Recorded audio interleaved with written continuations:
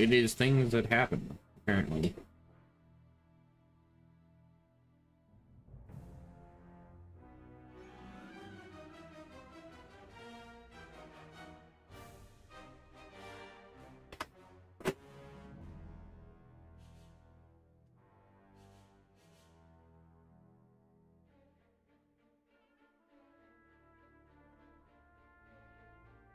All right. Notifications are out and everything is set up. Hello, everybody, and welcome to another session of the Dark Council Book Club. It is the Freelancer here with Jake. Say hello. Hello! And we are here today for not just the book club review, but also the video game coverage.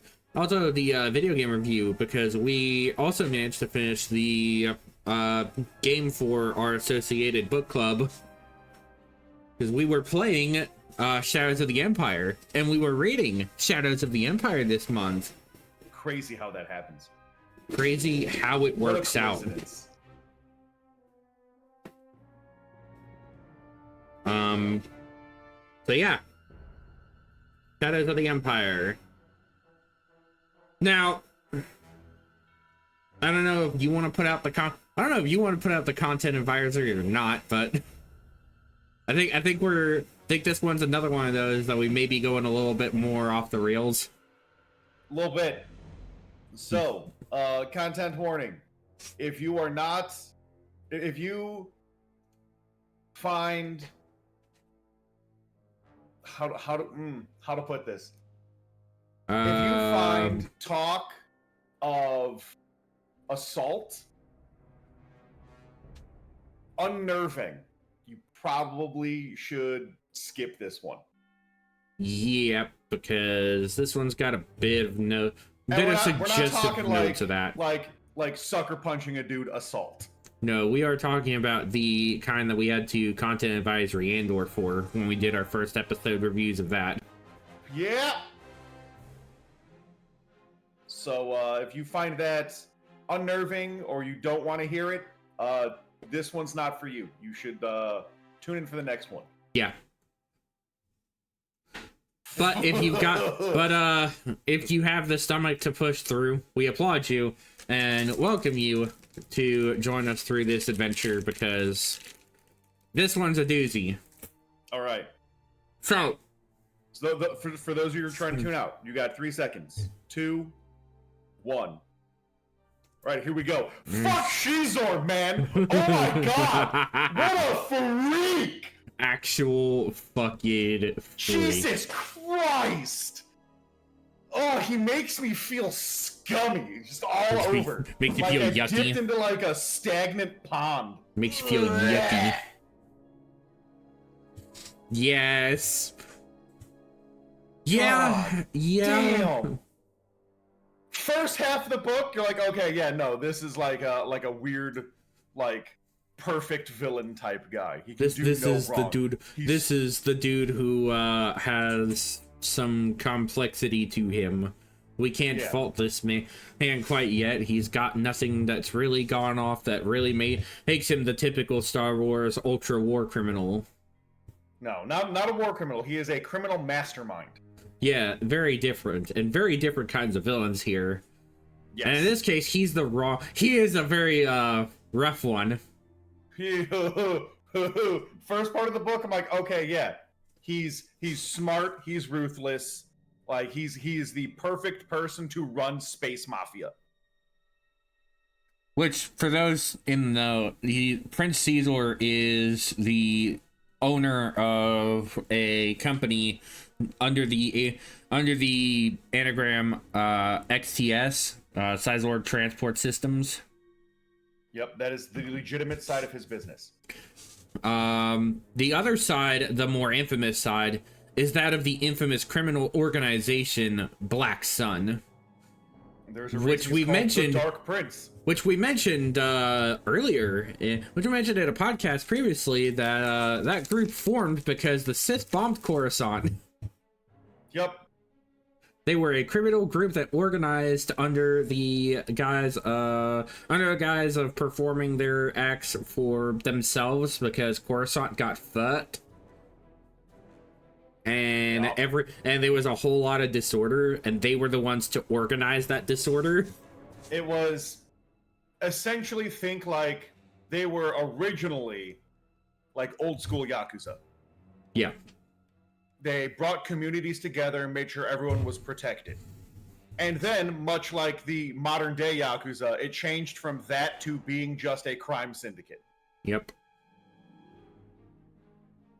Drugs, sex, and alcohol. And no rock and roll. Yeah, no rock and roll in this one, unfortunately. He's unfortunately a little too classy for that. Eating fucking space fugu. Literally. So that's a scene I do want to mention when we get to later points, but like, okay, man literally sits there. There's a whole scene, and it's a whole scene dedicated to this man, like pseudo fretting over what's coming, because we're near like the end of the book by this point, and this man's pseudo fretting over everything that's happening around him, and it's no longer getting to the point that this is fine, I'm okay with the events that are currently transpiring around me, and he's starting to get on edge. He's in the middle of eating this fruit, which, by the way, the author goes into noting the expense of this fruit in particular. This is a fruit that on its own is worth a whole housing unit on Coruscant. Yep. The dish he ate was worth 1,000 credits, which would be enough to feed a family for 6 months. Not feed, it was enough to furnish a family. Furnish a family for 6 months. Yeah. You were able to make one of these, and these are the kind of things that you needed, like, highly specialized training to get. And 2 years with 97 steps. And if you fuck up any of those steps, you could kill a man. Fuck up or omit any of those steps, you could either give them a really nasty tummy ache or actually kill them in the worst way possible. Put them into a psychosis-induced coma and then die. Yeah, it's not great. And this is also from a fruit. This is from a fruit, by the way, that has no curable antidote to the toxin it develops and is only growable on one world because they tried to grow it on other worlds and it only ever grew on one single world. Not even just one world. One location on one world. Yep. It was that specialized. And they even said, like, a slice of this fruit, which is from a fungus, by the way. It's a fungus fruit. Yep. Weird. One slice of this, if you were to cut it, that single slice, into 1,000 pieces, each one of those pieces could kill someone. Yep. Each one single piece had enough to kill a man. That was how, and no curable antidote. Space fugu. Space food. Oh my god. Just fucking. Dude, every time, like, I know, like, every time it cut to Xizor for, like, what felt like a paragraph or two was just him just being filthy rich and just so wild. Just being like, I can afford this because I'm the best. Okay, so have altered muscles and I'm hot. You're like, shut the fuck up. Why don't we go into the actual, like, start of this novel and kind of play it off bit for bit from how that went versus to how the game kind of perspectivizes it, because let's be real, the game does not share any of the similarities save for maybe a few with what actually happens in the narrative. Yes, they had to gamify it. They had to make Dash it. the main character, so Dash had to do way more shit. Dash was doing way more in the novel than what Luke, Lando, Chewbacca, and Leia are doing in the actual. Like, Dash had to do more in the video game because he doesn't exist, like, he's missing for an entire, like, third of the book. He doesn't pop in until chapter 6. Which is wild that Yeah. he is that minor a presence that he doesn't get an appearance until chapter 6. Okay, okay. I have to get into this now because I don't know when we'll be able to again. This feels like Dash Rendar was a self-insert character. Yep. He's the DMPC. Not only that, it felt like Xizor was a self-insert character. Also the DMPC, but for the wrong reasons. The Dash Rendar one is a DM who just wants to play the game with you. He's the one who's just here to like have the cool like rogue MC, the rogue MC. Yeah, Like, he's I don't the have to explicit follow by the Han rules. Solo replacement. Expressly the Han Solo replacement, because that's also how the book opens up. Is Xizor is like Xizor seeing like the exchange between Vader and Palpatine from Empire Strikes Back, because Palpatine is showing Vader to him. He's there with Palpatine during his exchange in Empire Strikes Back when Vader calls him up on Holo. Yep, you just can't see him in the movie because he's in the background. It's also because he's like not in view of the camera. It's also because he's sitting off to the side, and the hologram specifically only shows like the top, like the upper half of Palpatine. Yep. Like not even that. It's like it's a headshot of Palpatine is what we get there to add intimidating factor in the movie. But even then, it's like you're seeing Xizor watch this exchange happen, and we're getting like this really in-depth reaction of like, huh, Skywalker, I recognize that name. I wonder if it's anything to do with that Luke Skywalker, that Anakin fellow that people talked about ages ago. Yeah. Wonder if that has any correlation. Wonder if Vader has anything to do with this. It's. Unfortunately, we're going to be shaming Xizor a lot here. He has to be. Yeah, it's If not anyone a. is like, yo, Xizor is my favorite character. Fucking die. There's a I now have more validity in the fact I chose IG-88 when I played Criminal Factions and Awakening of the Rebellion. God. I now have more validity in that decision-making process. Oh, dude. Xizor is the grossest. So we go through that, and then later in that same chapter, we're also seeing the exact scene play out of the exchange between Han and Leia before Han is frozen in carbonite. We're seeing that exact exchange occur, which, by the way, I think I looked back at it. They ripped that exactly from the novelization. They, like, almost bit for bit pulled it from the novelization of that exact scene. But then the scene is revealed that it's just it's just a nightmare that Leia is having. It's a bad dream that she's having because she's still fretting over the fact that they haven't saved him yet. Yep. She wants her vans back, and she can't help the fact that he's not here. Yep. I love you. I know. Bitch! That's also her reaction. She makes a note about the fact that that's all he says to her, and it's fucking wild. That is like Leia going, that's gone in the book! All my dwarf players rise up. Leia's writing her own book of grudges. At the top, Han Solo saying, I know. Immediately scratches off for what happens with Xizor later. Yeah. Oh, you know what? We're not getting to that yet.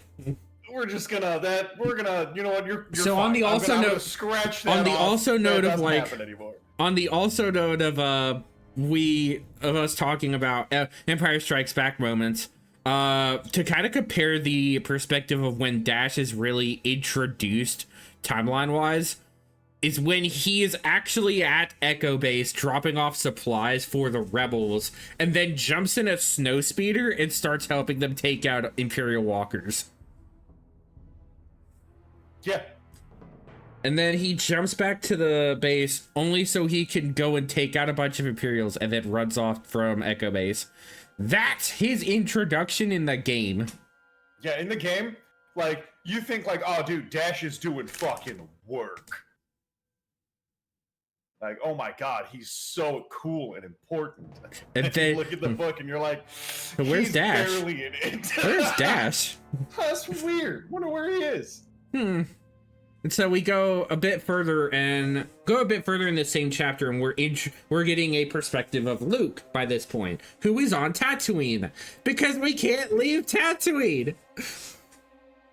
Never. This sand trap is on hell.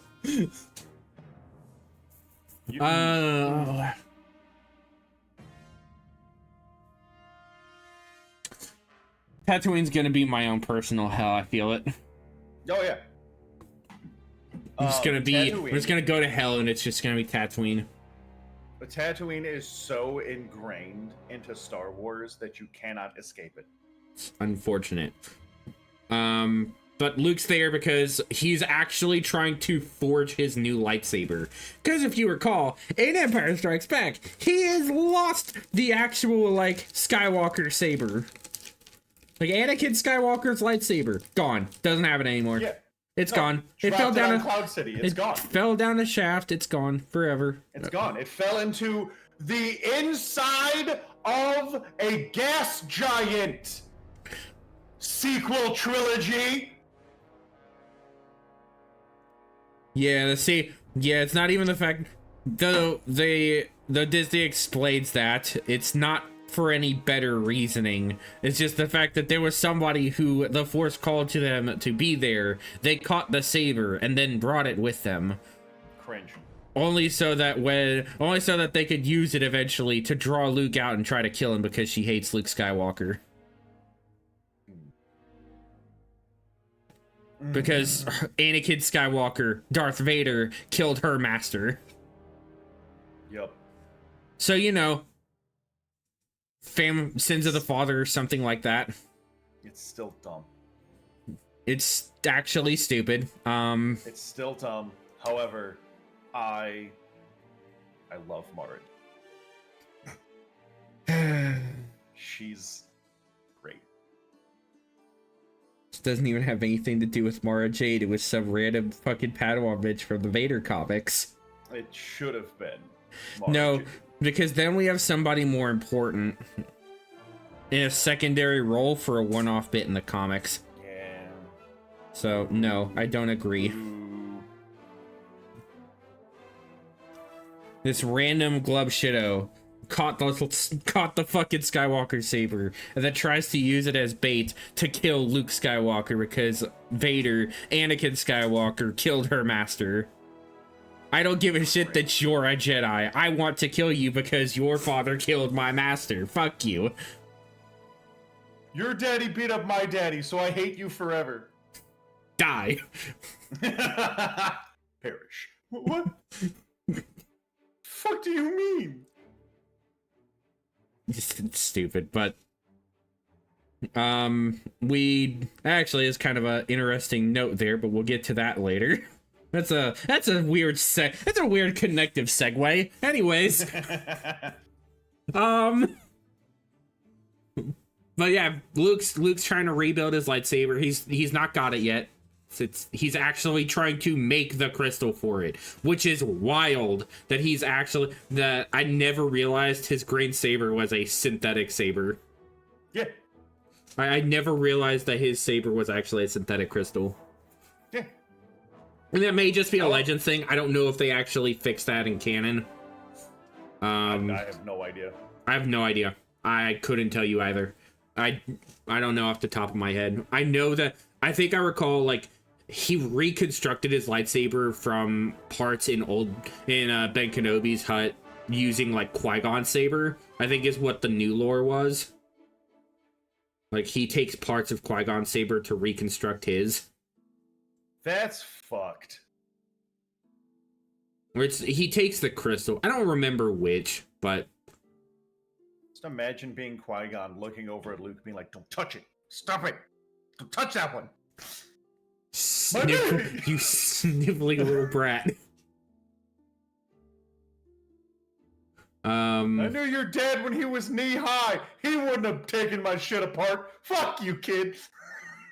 Yeah, I don't know what the whole story is there, but he's here trying to build his new saber, which is the infamous green saber we know in the now times. Yep. I honestly do think the green saber is more iconic for Luke than the blue saber. Like, yeah, the absolutely. actual Anakin Skywalker saber is way less infamous to me than Luke's green saber, as far as like an iconic lightsaber. No, the green one's way better. It's way cooler. Yeah, I think that's also because it's in the movies he uses the blue one more, but the green one's better. It's cooler. He does. The fact that the first time you see it is on Jabba's barge and it flips on, turns green. You're just like, oh! Yeah, because so cool. we've only seen blue and red by this point. We've not been introduced to any other colors yet, because even the video games have not established that they can be any other color. The video games, the comics, or the books have not gotten that far. Yeah, you either have Paragon or Renegade. But now you have the in-between. Yeah. You have green ending. I hate it. I just now put that together in my head, and that fucking bugs me so much. Did you just hurt yourself with that? Oh, no. He caused himself physical damage, chat. I hate it here. I can't believe I just put that together, and now I'm so upset. Well, either case, that's kind of all there really is to talk about in the opening segment. Like, that's the first chapter. It's just Xizor watching the conversation with Vader and Palpatine, and then Luke building his saber, and Leia dreaming, having nightmares over losing Han. So, yeah. That's kind of the introduction to this story. Because then we get to the second chapter, which I think is it's Vader's perspective in this one. It's Vader, or we're seeing like the exchange in the cantina. I don't remember if that's second or third chapter. Good question. Because I know we're introduced to, because I know at some point there is a moment for Vader, is like him dealing with him like coming to grips with the aftermath of what happened after Bespin. Right, after the events of Empire Strikes Back, he's having to deal. He's trying to like cope with the fact he couldn't easily convince Luke, and is now trying to figure that shit out. Yeah. Because I know there's also a bit with Xizor later. There's another bit with Xizor, which I think may actually be this chapter. I'm gonna kind of go over most of these early bits and kind of easier summation, because I don't remember the chapter flow precisely. I don't want to go over these chapter by chapter. So we're kind of getting a bit of a chunk over here. By this point, we're seeing Vader kind of rapping with the aftermath of not being able to convince Luke to join him, essentially. Palpatine is kind of playing a bit of favoritism games here, because he's introduced Prince Xizor into the formula of Imperial structure as like a third-party benefactor type deal. And Xizor is also trying to go about his daily routine. That's about where Xizor's bit is. It's him going over his daily routine. And it's so over the fucking top. Every fucking scene this man is in. So remember how Jake mentioned, like, every scene this man is in, it's always him being like exorbitantly rich. Just him being rich is literally his entire fucking story here. The section where he talks about like his daily like routine plays out like American Psycho. Yeah, it's fucking wild. Like, I get up, crack of dawn. You're like, who gives a fuck? I get up at the crack of dawn. I bathe like Scrooge McDuck in all of my credits. I then go about dealing with the formalities of people trying to gain favor with me. Yeah. And then I also to proceed to lust over my crazy hot robot lady. Dude, crazy hot. Because we're introduced to his second, basically his right-hand character in the form of Guri, who is, for my fellow Awakening of the Rebellion players, the most annoying bitch to ever deal with. Is it really that bad? Oh, dude, she's the most you ever roll? So did you like your hero? Guri made sure you didn't have it anymore. No, okay. Is that because like she plays as like an assassin, like you? Yeah, she's the kind, she's a bounty hunter type character, but there's a thing right now with Awakening of the Rebellion that has glitched Guri to spawn multiple instances of her for the purposes of playing an assassin. Wait. So there's more than one Guri. Yes, and it's a glitch in the game right now. There's a glitch in that mod because it's spawn. If you're not playing as the Black Sun, it doesn't it will always happen. If you're not playing the criminal factions, Guri will spawn as a recurring instance, and there will always be a second instance of Guri running around the map to be a actual infuriant for you and the other AI. That actually sounds fun, and I don't think that's a glitch. It was in fact a glitch. It's just her being so good. It's a feature. Shut up. Shut up. Shut up. It's not a glitch, it's a feature. Shut up. I don't want to have to be dealing with a double Guri bride set. Because you know what? You know what she also fucking gets? She gets the fucking bribe ability that Tiberzon does. And guess what the AI gets? Near fucking unlimited totals of credits in the early game. I don't know what bribe does. It literally steals your units from you for the rest of that battle. Oh. That's crazy. So, See, when I played imagine that that you just built this fresh off the line AT-AT. She just walked up and stole that bitch right in front of you. Which if you tried to do that shit if you tried to do that shit yourself, you'd burn like 2,000 credits. Instantly. Drop 2,000 credits to steal an AT-AT. Gross. They're taking your unit from you for like a third of the price you spent to build that fucker. That's so dumb. Because the AT-ATs aren't cheap. Especially the elite ones, which are how you actually get good anti-armor as the Empire.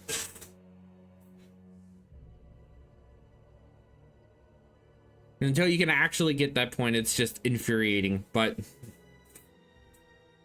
here in the novel, at least, she is surprisingly chill, and I didn't know how to feel about it because I have my own personal blind hatred, as you can tell. No, dude, in the book, she's the best. She's a droid. She's a human replica droid. Yeah, so that's her whole thing.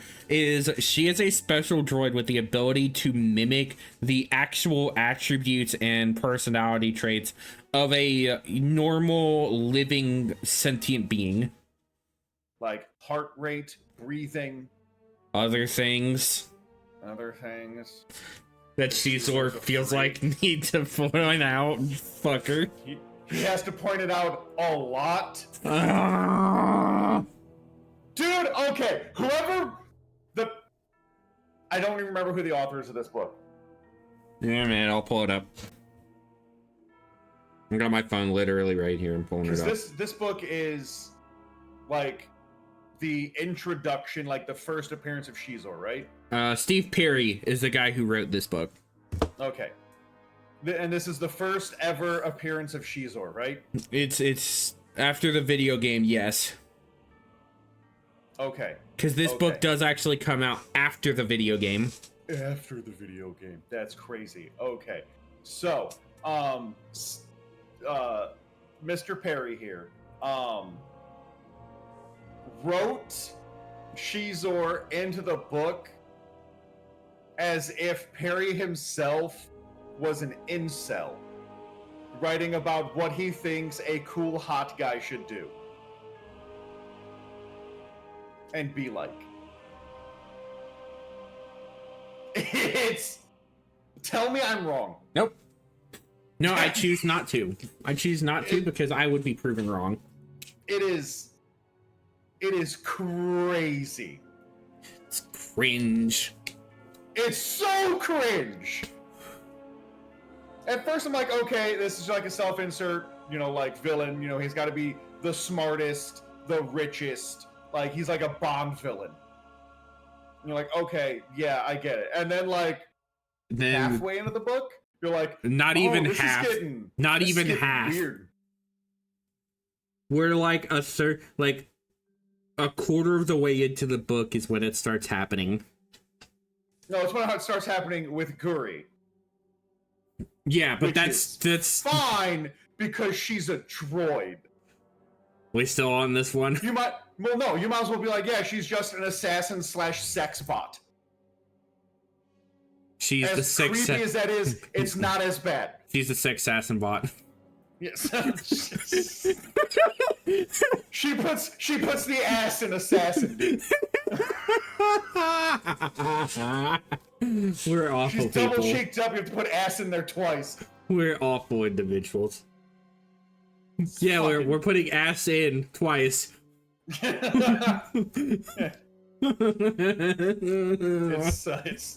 oh no. But see, to me that's like, okay, that's weird, but not in the realm of like creepy yet. Because it's not until it's not there yet, but again, that's kind of where we're at. So we get to the point where we're dealing with like I said, we're basically getting Xizor's personal routine, essentially. And the fact that he casually will just discard items that are worth hundreds of thousands of credits. Yeah. Now remember, we just said that this space fugu is 1,000 credits, and that 1,000 credits can furnish a family for 6 months. This man is dropping like hundreds of thousands of credits on like a dress. This man also gets a gift that was. This is also in the same instance of this like opening scene with him. Oh, I absolutely. The fucking gift that was a impressively priceless jewel. That was just it was an expensive little jewel that was worth like 500,000 credits. This man decides to chuck it instead of just using it as a paperweight. Yeah, he tosses it over his shoulder, and it lands on his desk, and he goes, even if it fell on the floor, I wouldn't pull it out of the vacuum droid. Fucking, like, when we say this man is, like, casually, every instance, him just being obscenely rich. Literally, I think they said in the book, the only people richer than Xizor is the Emperor, and if Vader was to sell all of his belongings. Mm-hmm.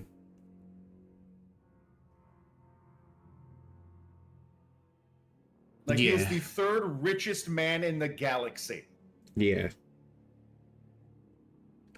But aside from him, we have the instance of everyone of the gang getting back together because we gotta go save Han. Yep. And we're trying to track Boba Fett. Was kind of the whole thing there. Which in the video game, like in the video game. Which in the video game we do, because by this point I think Dash Rendar is on Lord Mantell, dealing with IG-88, who is playing decoy for Boba Fett.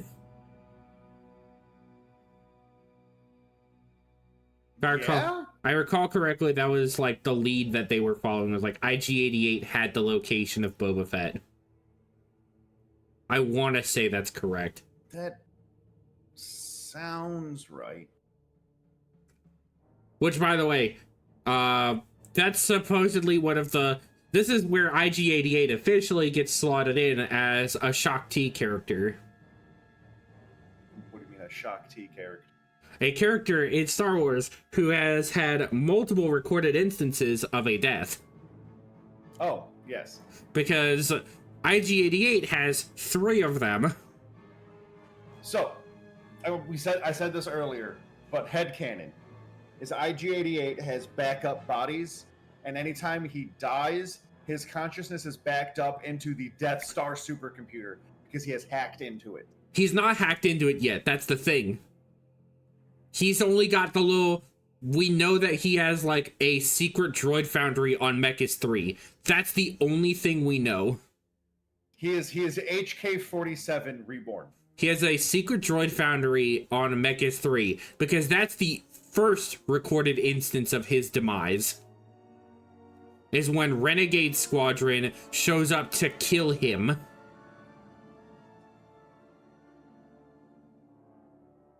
Hell yeah, dude. And then following that, we have the instance later of Dash Rendar on Ord Mantell killing him. And then if you follow, what was it? Stories of the Bounty Hunters or something like that. Tales of the Bounty Hunters or something like that. It was it was like an old novel. It was either an older or newer novel. I never remember if it's actually a newer one or not. Because that's also where Boss dies.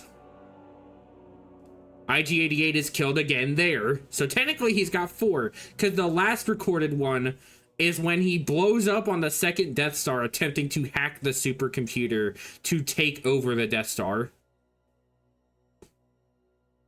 He blows up on board the second Death Star trying to hack the...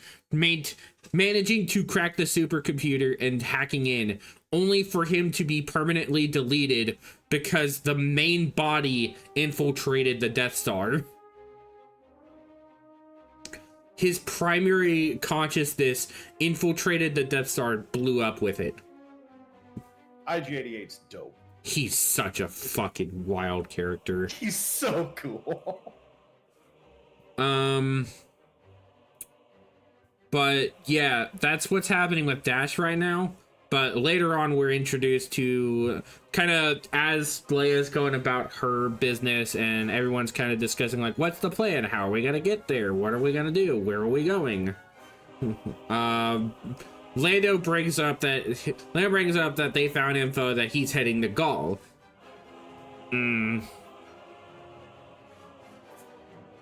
Bad memories. Sorry. Triggered. Anyway.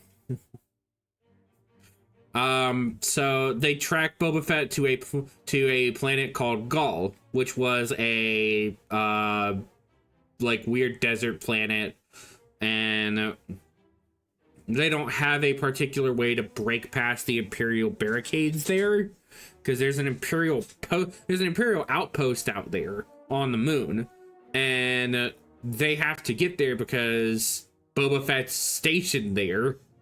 Now, here is where the first official instance of Dash Rendar interacting with the main team comes up. Because now, Dash Rendar has been introduced into the story. And he's... Sure has. And I think you're probably the better one to introduce him. Like, I feel like you'd be the more... Because, like, the video game, we obviously have seen what he's been doing by this point, but this is the first interaction he's had with the main cast. It's him aiding in the operation on Gaul to try to save Han. Now, okay. The book and the video game happen very differently. I want to preface this really fast. Yes. Because the book does not include the fact that that him and Boba actually fought. The game instance has you fight Boba and then also fight the Slave One. Okay, so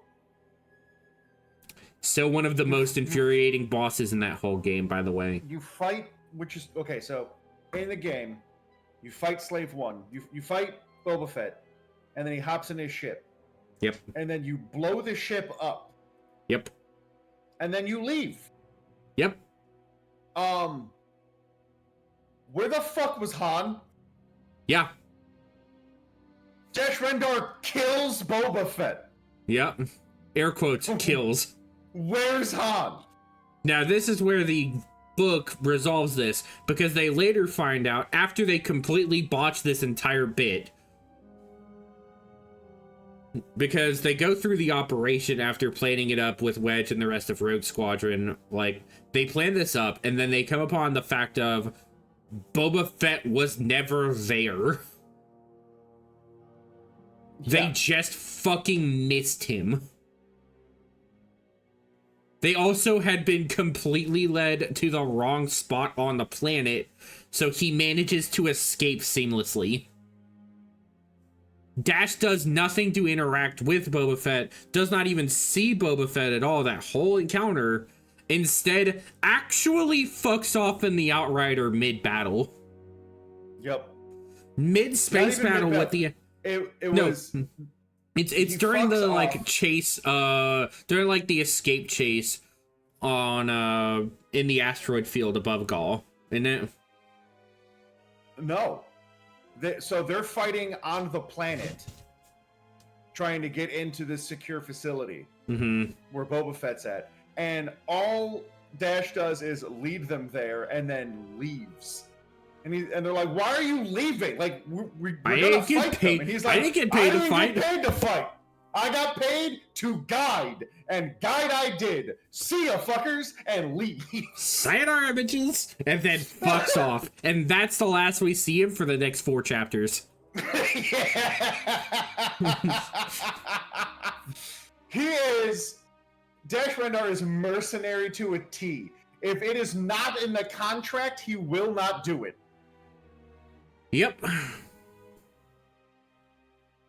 So it is insane. Yeah, it's fucking wild. Now, we get to later realizing that the entire ambush was not simply orchestrated by Vader. In fact, was actually handpicked up because Xizor found out some information and started playing with information. Because Vader leads that operation, I believe, but he arrives a little too late. Because everyone's pretty much fucking off by this point. Vader arrives a little too late is the name of this book. It's really is the fucking vibe of this whole book. Vader getting too late is just... This man's gets shortchanged this whole book until the very end.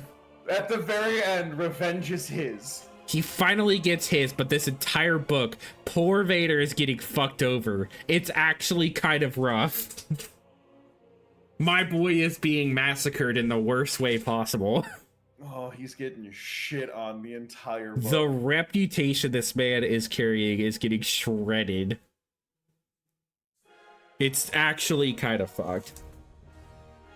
But, of course, Xizor is playing into this because every blunder Vader makes is a boost to his reputation with the Emperor, which is exactly what this man wants. Because guess what? Another thing we learn after all the shit on Gaul is that Xizor. So for those that don't know, the planet Falleen is one of the various instances of some crazy bioweapons projects that the Empire tried to do. Not specifically the one that turns you into a horrible flesh-eating zombie, but instead exposes you to a flesh-eating virus. Yep. And the people of Falleen were unfortunately exposed to this because Vader set up a biolab there. And then when containment broke in the laboratory, he ordered the, quote, sterilization of the planet's populace.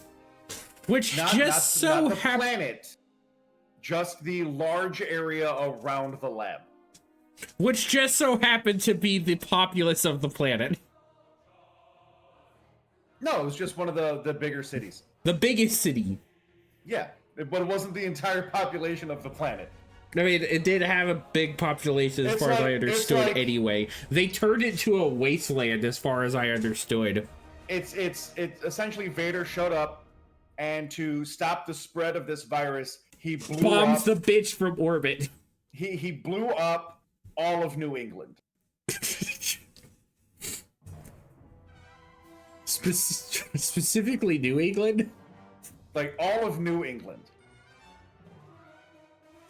And for those of you that don't understand the size of New England, he blew up the British Isles.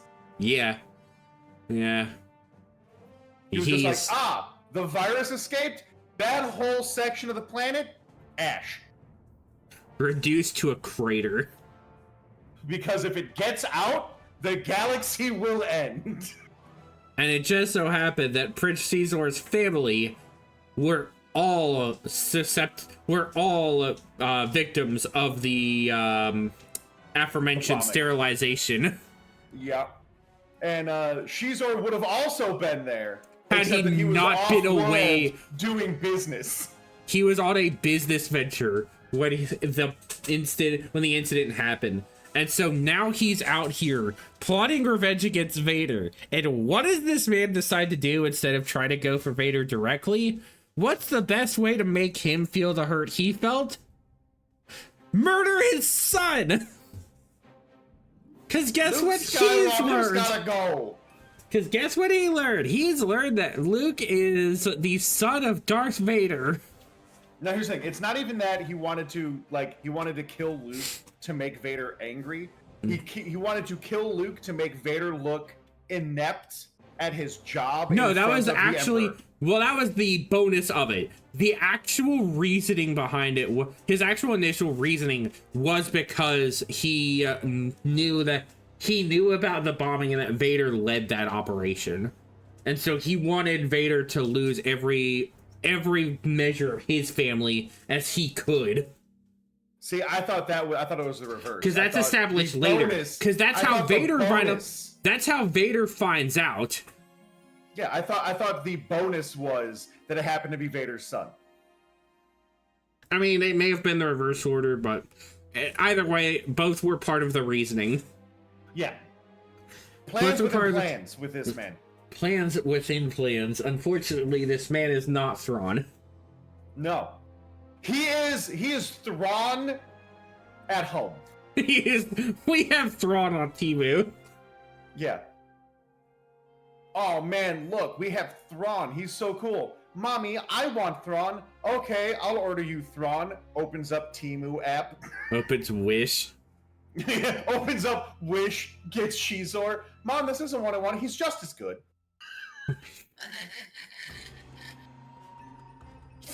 Oh, awful. It's so dumb. Awful. But yeah, we get to the point of that being the revelation. That being a revelation. Which also explains Xizor's intense hatred of Vader and why he's working so hard despite him. Like, it's the fuel for the fire here. Because he's obviously got the initiative, so he's obviously got the idea how to make it happen. The thing is, that little bit that he discovers is the extra fuel for the fire. Yeah. And it doesn't help Vader's case at all, because the Emperor would 100% this entire novel siding with Xizor. Like, every time Vader tries to call this man out on his bullshit, the Emperor sides with Xizor over Vader. Yeah. A part of me thinks it's Palpatine doing it to spite Vader. Oh, he's doing it on purpose to make Vader mad. Because he knows if Vader gets mad, it's over for everybody. Yeah. He's like, yes, feel the hate within you. I think Essentially, he's playing like devil's advocate just to make Vader angry. Mm-hmm. My master, I think Xizor's a piece of shit. But Vader, what if he was cool, though? My master, I'm pretty sure Xizor's being sus. Did you catch him venting? No, but... my master, then shut the fuck up, Vader. I know it's him! This man wasn't doing his... I know it! He wasn't doing his tasks!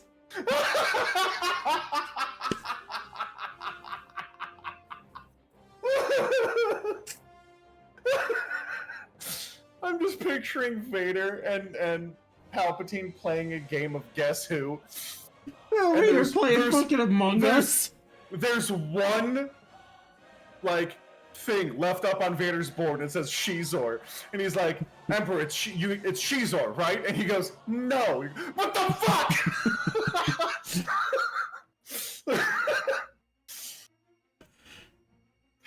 Meanwhile, Palpatine also only having Xizor on his board. Yeah.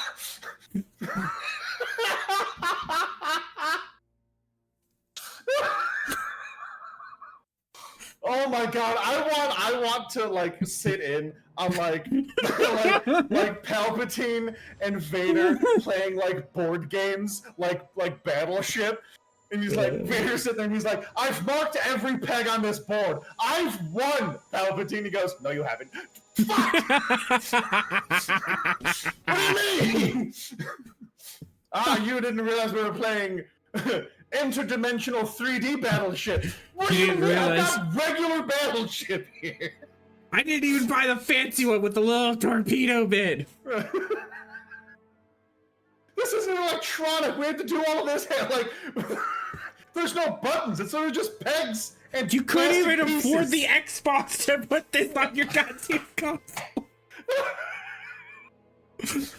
They're playing Uno. Palpatine always has one card, so Vader's like, Uno! He's like, but Vader, I've already called it Uno. What do you mean? You didn't say anything. Yes, I did. And he can't do anything about it because it's even worse because he's sitting there drawing the whole time, even though he could just go out. Yep. And the even worse part, he's sitting there with a +4 wild. Yeah, his last card's +4 wild. He's like, I don't have any way to win this. I just want this game to end, Palpatine. Oh, nope, I have to draw half the deck now. And he purposefully turned the challenge rule off. Yeah, it's so fucking funny. I want them to play board games and card games where Palpatine is just cheating. But Vader can't prove that he's cheating. Somebody who could do animations, like I will pay for some bullshit like that. I want Vader Palpatine shit posts. Fucking AI combos. Fucking Vader Palpatine doing some bullshit. Vader and Palpatine playing Street Fighter. Palpatine just keeps comboing him. He's not even comboing. He's literally doing the he's doing the fucking like. He's literally hitting him with a spam combo. Is the worst part. It's just a single spam jungle combo. Even better, Palpatine's only really good at parries. So all he's doing is parrying every attack. So the fight lasts forever, and they turn chip damage off. He's playing Guile. He runs up, pops Vader in the mouth once, and then just parries everything. Waits for the time to run out. Yep. Yeah, Palpatine's the most toxic gamer ever. Oh, nice. Oh, nice. So, yeah, no, that's what we're dealing with here. That's what poor Vader's dealing with. Of course, he's kind of good. That's kind of part of the course here at this point. We also, I think, are establishing that Black Sun is now wanting to play both sides. Yeah. I'm playing both sides so that I always come out on top. Because now he's trying to make deals with the rebellion, and in order to, and specifically, he's not just looking to make a deal with the rebellion, he's looking to trick them using a plan he himself devised to lure the rebel leadership out of hiding so that he could just kill them all. But he doesn't want to kill all of them. He wants one of them for himself. And here's where things get wrong. Here's where things bad. Here's where things get weird. if Xizor wasn't already making himself out to be a fucking rich prick freak, let's add Ultra Freak. Let's evolve him a little bit in one aspect. Like, because we're starting to get the point that he is wanting Leia no matter what. It's real bad. He is very much wanting Leia. We also learn a very kind of uncomfortable fact about the Fallen people that I want Rogi to never discover. Yes, absolutely. Oh my god. Rogi's already a thirst fiend in D&D campaigns. If he ever plays a Fallen in one of my games, I'm killing his character on the spot. Rogi will play a Fallen Jedi, heavily armored Fallen woman. Yep. And it's so why we're specifically calling out the Fallen people here is because here's where we get an interesting and also really awful piece of lore. This is why we're calling out the Fallen right now. We're racists. Vader did nothing wrong bombing that city. Vader should have let that infection spread to the whole planet. He should have burned that whole planet.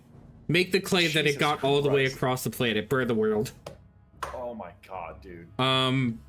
So send the Fallen the way of the Geonosians. Gas them forever. Forever. They've got to go. Do to them what the Imperio did to Armageddon.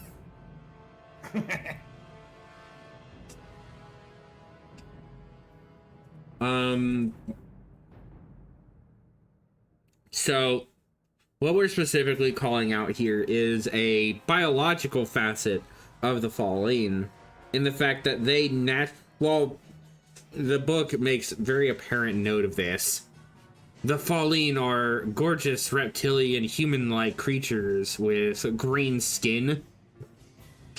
Like, the Fallen also have another factor that basically enforces their attractive nature, because they have a very strange, they have a very powerful pheromone gland that exudes a natural phenomena that draws in individuals subtly and without even noticing.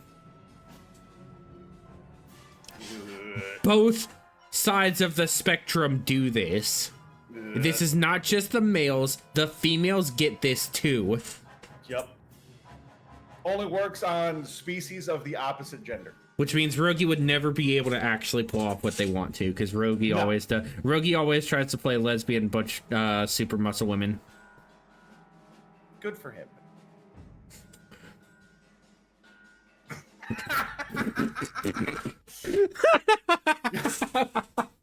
Just good for him.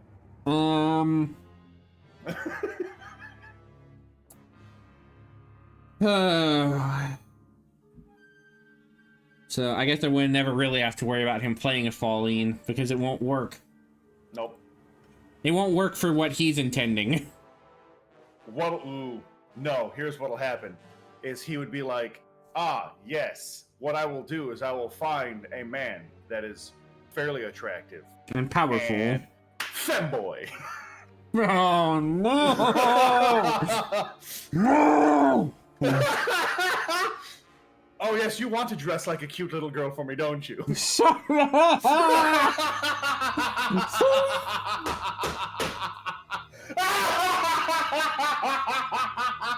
Oh, you know, I kind of want you to play it now. I'm gonna kill you. I'm gonna end this. I'm gonna this part of discussion. Anyway.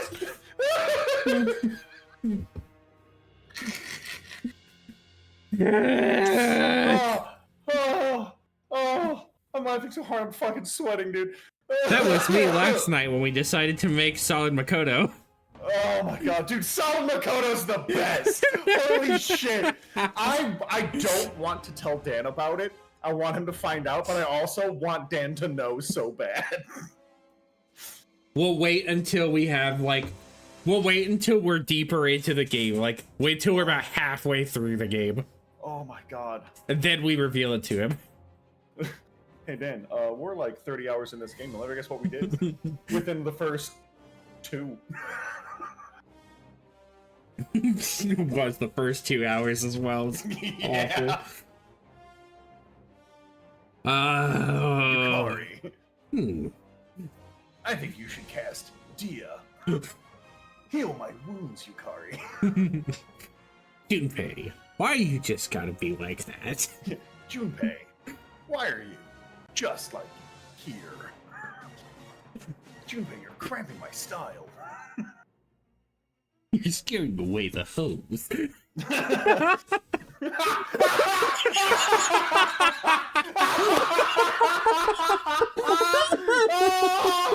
Oh my god! You know what? That's funnier. That is funnier than you think.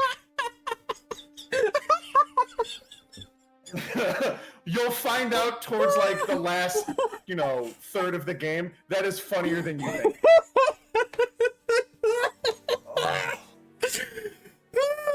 Holy shit. Oh, it's so good! I love that game. Oh, when I play the damn game and I'm laughing too hard because of it. Oh. I'm so damp right now. I'm laughing so hard. Oh, Jesus Christ. I mean, it also doesn't help that it's like 130 degrees outside right now, but still. God damn it, dude. It is hot as shit outside. That's a good question. Hold on. How hot is it outside right now? It is 85 degrees, but it feels like 101. I'm really glad I grabbed me a water earlier. Which means there is... What was it? 20... 19, 18, 17... It's 16 degrees worth of humidity. Woo. Oh my god. Yeah, I should have grabbed water. Oh, I got water right here. Hell yeah, dude. Pre-planning. Oh. Ow. Fuck, dude. Fucking This goddamn funny it, shit, dude. This is so funny. This is unnecessarily funny. Oh. Yeah, so we are exposed to Xizor being an absolute fucking freak. Yeah. A totally and completely sick freak. Just unnervingly so. Way too down bad for his own good.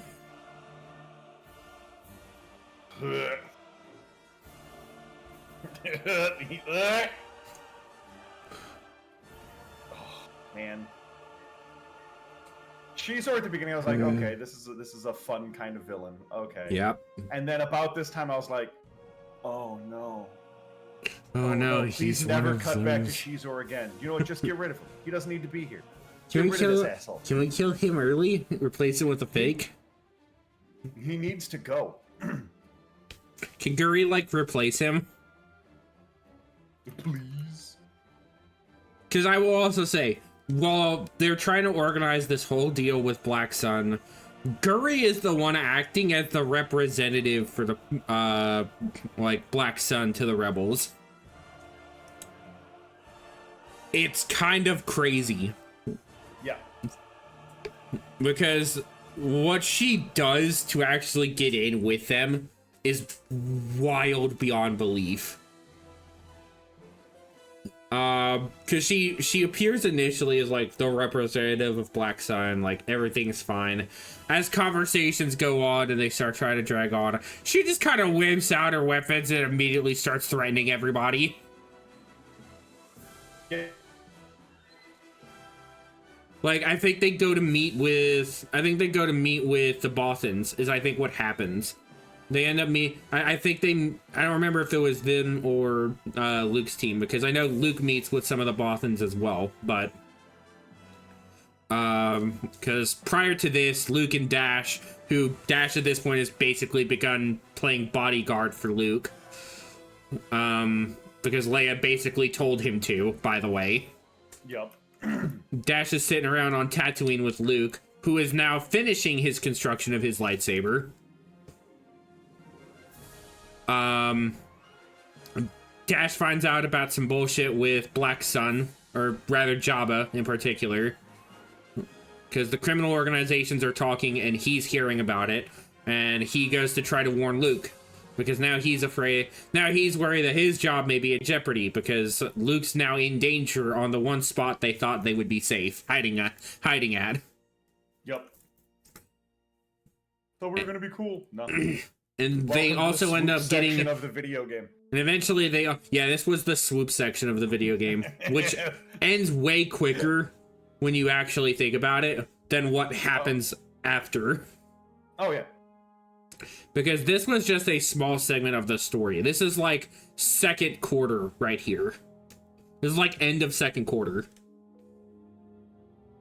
And we're by the point everything's starting to take the really big turnover.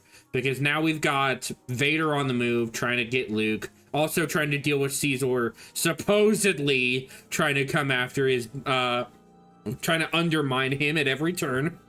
Yep. We have the rebels who constantly have who have split into two teams, Team Luke and Team Leia. Yep. And Team Leia has a much bigger party at the moment because Team Luke is literally just Luke and Dash. Like R2's not even there with him, which is wild.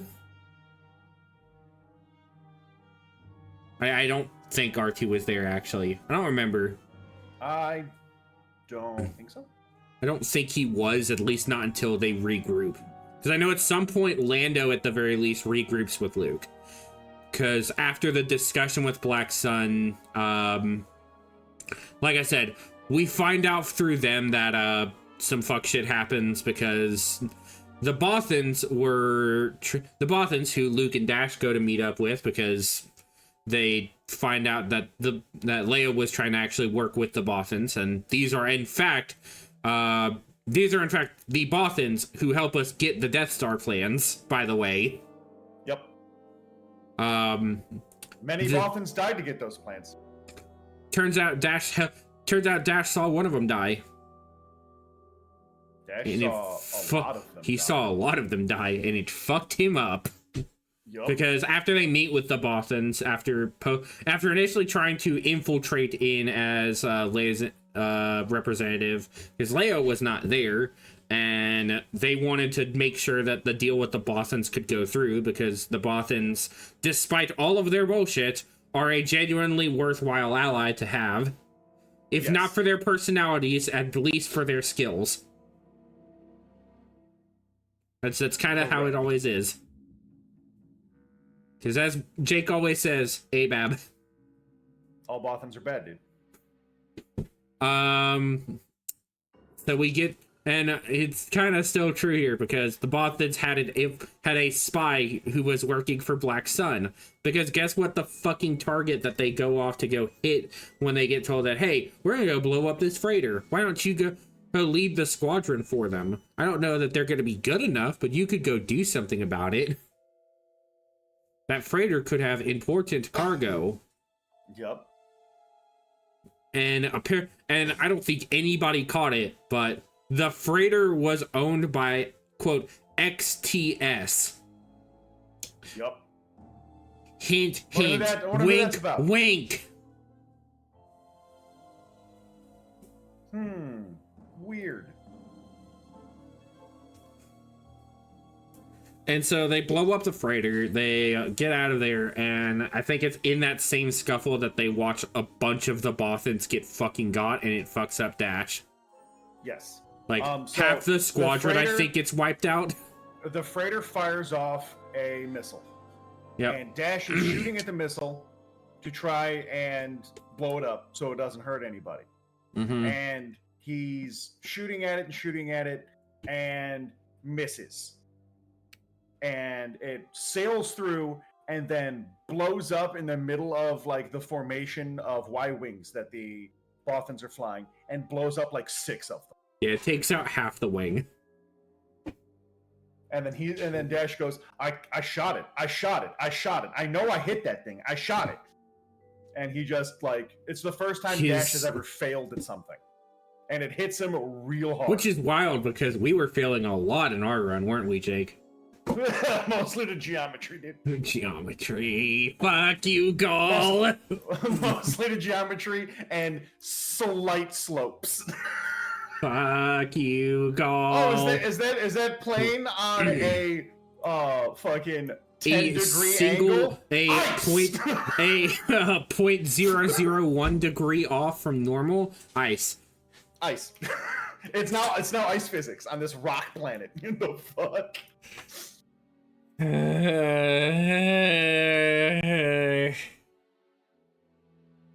That planet will forever be the death of me. Yep, sure will. I think that's actually still where I died the most. Oh, absolutely. I think that was the worst of it. Second we're level not, when you start the difficulty. We're not talking about that. That isn't how we did it. That didn't happen. Not real. Wasn't first run. Never happened. There's no VODs for it. Uh-oh. There aren't now. I mean, there weren't before, but there definitely fucking isn't now. Crazy how this game started in the 3rd level. That's wild.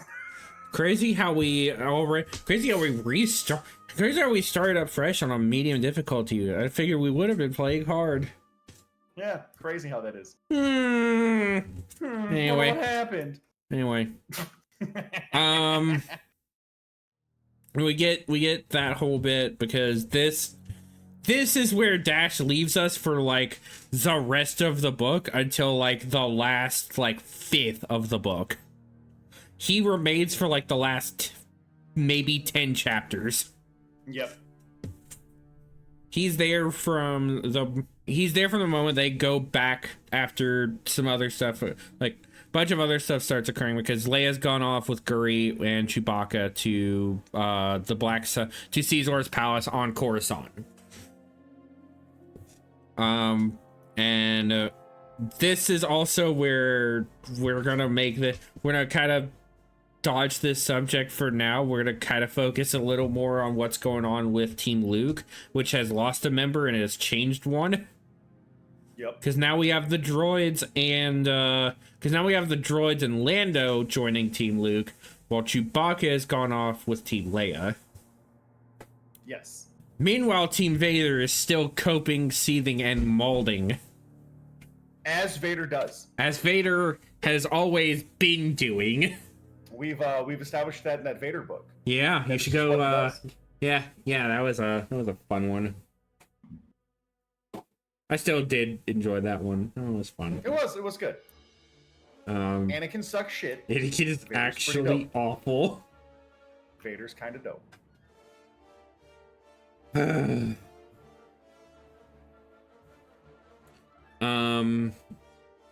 But yeah, we get Team Luke's perspective, which has a whole bunch of mess happening.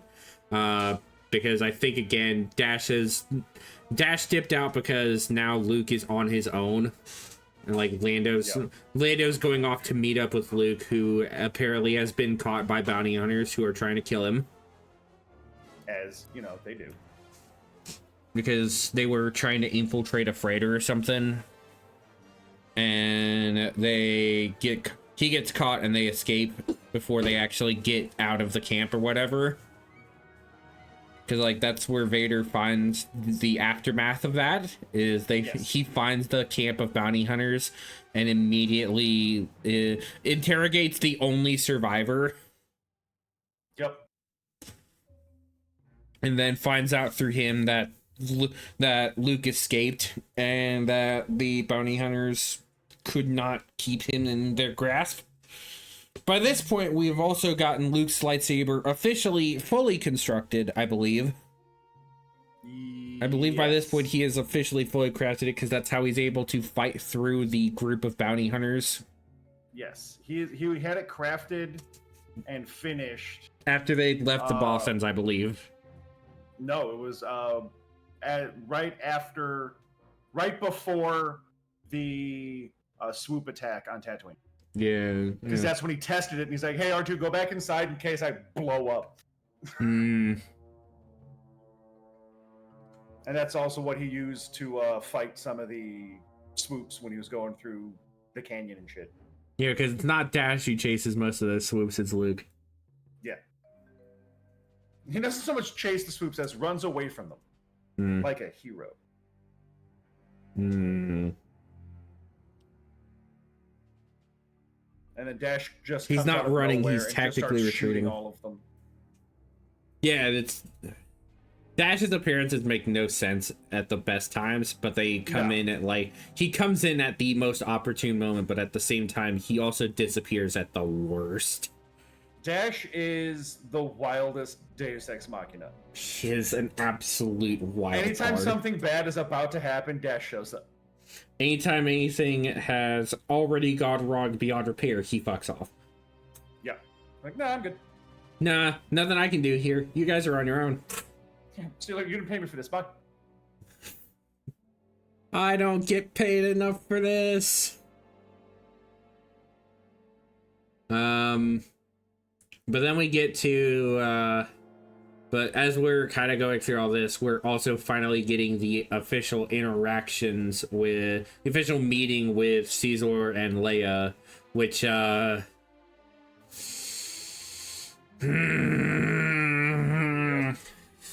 Your.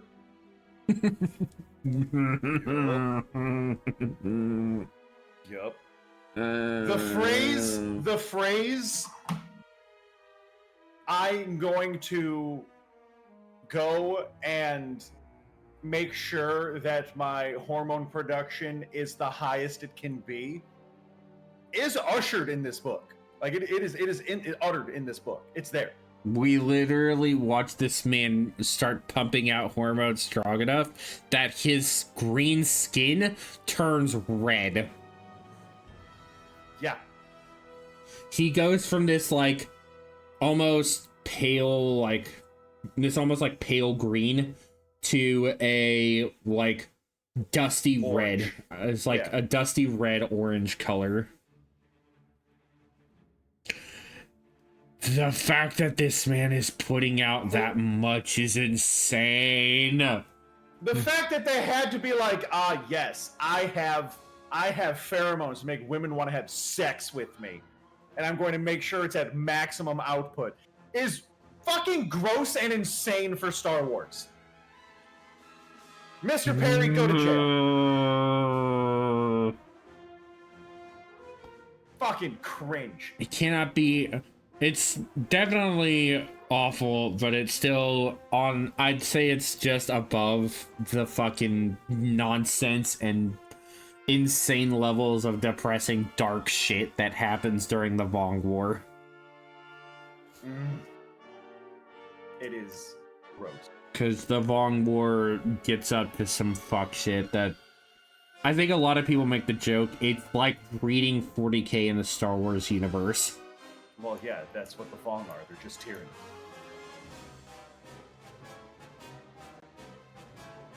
I like Tyranid if they crossbred with Dark Eldar.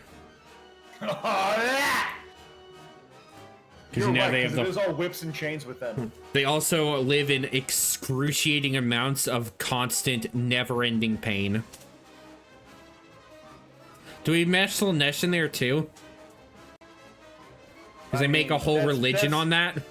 That's what Dark Eldar do anyway. Well, I mean, they made a whole religion on that. That's their whole thing. It's like, hey, I don't know if that'd be Slaanesh. No, that would be Slaanesh. That would be Slaanesh. Yep. That definitely would be Slaanesh. Yeah. Gross. The Vong make me even more uncomfortable the more I consider them. Yup. Okay, whatever. They are a fun concept, but to realize them is to be disgusted. To understand that somebody really got up to some nonsense in that era. That's the first instance where you really understand that, much like the sequel trilogy, Legends had no actual idea what the fuck anybody was doing at the same time. No. There was no cohesion and there was no plot point that held itself together. That is the problem with the Long War that only gets fixed because of the Wikipedia. Yep. The fan base fixed the lore for the Long is the worst part. This is the only way you can sensibly understand them is the fucked up part. Yeah. They're not great. So yeah, yeah, we're gonna kind of brush over most of this because it is unreasonably uncomfortable. This is the reason for the disclaimer at the beginning of this episode, by the way. Yeah. Because he's very raping. He's actively trying to like coerce and like force Leia into doing this. It's not great. For lack of better terms, he's subtly drugging her. Yeah. Which isn't entirely wrong, but isn't entirely true either. His pheromones work like Rehypnol, and it's not great. It's like Rehypnol and ecstasy. Yep. It's really bad. Oh, it's really bad. Yep. The cringiest. This whole segment here. And I'm not even saying like cringe, like haha, it's cringe. Like no, it physically makes me cringe. Yeah. Like, we make the joke about like this was actually kind of cringe what they did, but this just actually makes you cringe. Yeah. This is like haha joke cringe. No, like this is physically reaction. Yourself, like, physically react in cringe. It's real bad. It's not great. Kind of the same energy with the third episode of Andor season 2. Yeah. That energy. Yeah, didn't need to put it in there. Did not need to be in there, but they did it. It could have been just implied. It did not have to. No. Could have had it all happen out. Could have all had it like off screen or like not even fully showed. Just the freaking instance of the guy walking out only to get fucking domed. Yeah. You could have had him been creepy and then just cut to a different scene. Like cut to the dude outside to hear all the fucking screaming and commotion from inside, and then this dude's just like, "What the fuck is going on?" Which I think, admittedly, would have been a lot more subtle and a lot more comfortable for everybody. Yeah. But here we are. Anyway. Yeah, it doesn't help anything here. That not only is this something that's happening, we later learn as, like Leia gets into her personal room and she gets dressing herself up and she's bathing. We find out that Xizor put cameras in the bathroom. Put them in there's cameras in almost every room. Every corner, near every corner of his fucking palace has a camera, including the spots you think are the most private. Yep. Especially the spots you think are most private. Because he's a fucking freak like that. And he's sitting there, like, looking at a, like, hollow display table. And sitting there be like, I could watch her right now. But I'm not going to. Because the anticipation is worth it. You're like, what? Freak! Fucking actual fiend. There's parts in the middle of this book. I don't think we could call him a freak anymore. This man defines the idea of like a proper like fiend. He's a sex pest. He's a sex pest. And he, like, even towards like the beginning of this book, he's talking about like how he's like cutting off like an affair he's having, and he's like, yeah, and you know, I could have any girl I want. You know, no one can resist me. Like, and then he even has this fucking droid enforcing it. It's like he could do it. Yeah, fucking Guri's over here on the side telling Leia that it's like he could do it.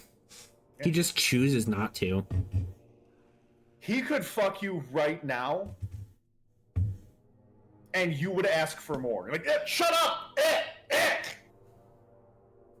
Gross!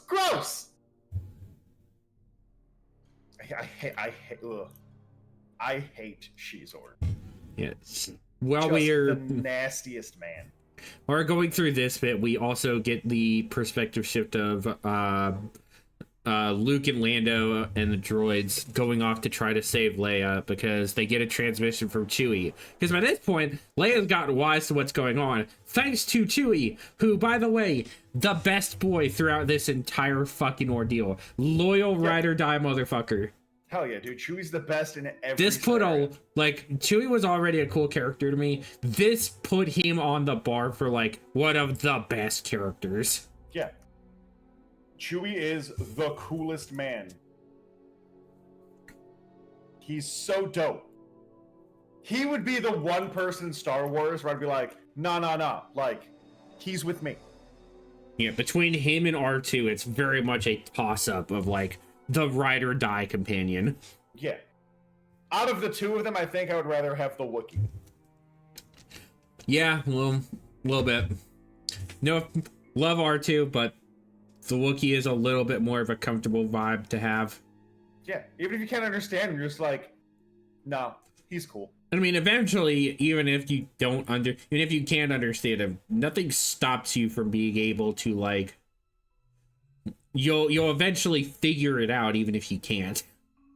Because after a certain point, you just kind of understand the, like, intent behind what they're saying.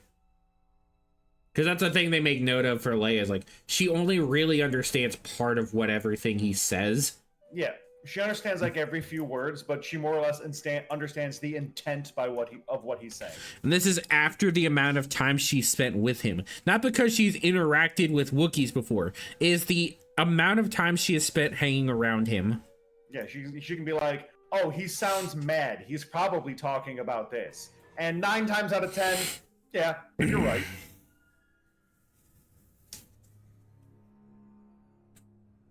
Yeah, Chewbacca is worth ultimate respect in this novel because of what he does here. Like, this man is the reason we keep Leia above water here.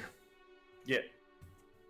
Because without him, it would have been real bad. Yeah. Fucking gross. Just, ugh. But they find out through Chewie that him and Leia are both in trouble at this point because Black Sun's chasing him and they've got her basically held captive now. And so they need to go to Coruscant to get there. And what do? They smuggle themselves in the shadow of a freighter. Yep. Just like John Wayne would have done. And just apparently like Dash Rendar does. Everybody does. It's just what everybody does. Because everybody even Guri makes just the go note. to the shadow of a freighter. It'll sneak you in. Guri makes a note about like this. It's insane. She's like, even our mid-tier smugglers could perform a trick like that. Yeah. Crazy. Even the middle-tier smugglers can pull off tricks like that. Which kind of undermines the whole trick behind it as far as the weight it carries in universe. He's like, oh, these guys could just sneak in like that? Why does this only surprise the Empire? Yeah. Because that's the only group surprised by this. Lando is disappointed because he finds out that through Dash, who shows up after they get there and disguise themselves as royal guards, by the way. No, they're not royal guards. They are, I thought they were posted as royal guards. No, they are stormtrooper elites. Oh. Chris. I thought it was Royal Guards. No. That's less cool. Yeah. Well, Royal Guards are only in the palace, which means they would have to go into the palace to get them. No, because they're just some dudes on the street. I thought they were at Coruscant all over. Like, I thought they were like the guards around the palace itself. No, they only guard inside the palace. Huh, weird. Oh, either way. Yeah, that's kind of where everything ended up after a lot of fuck shit along the way. Because there was a lot of fuck shit along the way throughout this novel. Now, here's where a lot of this story has already begun deviating from the video game. 1. After Dash and Luke reunite on Tatooine, they decide they're gonna go hop aboard an Imperial freighter to go try to get some information about the goons that Jabba's been hiring. Because they believe Jabba's trying to kill Luke, so they hop aboard an Imperial freighter to get like some data on the computer there. Like, they try to take a data core from the computer there. Which, by the way, in the novel, is the same supercomputer that they take that it holds the Death Star plans. Yep. No Bothans were harmed in the... No Bothans died to bring them those plans.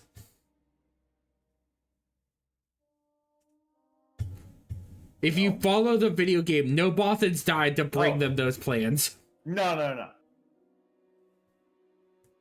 Yeah, the game, no one dies. Except the bad guys. And Dash, except, Except no. Except maybe. Depends on the lore. Depends on the medium. But yeah, that's where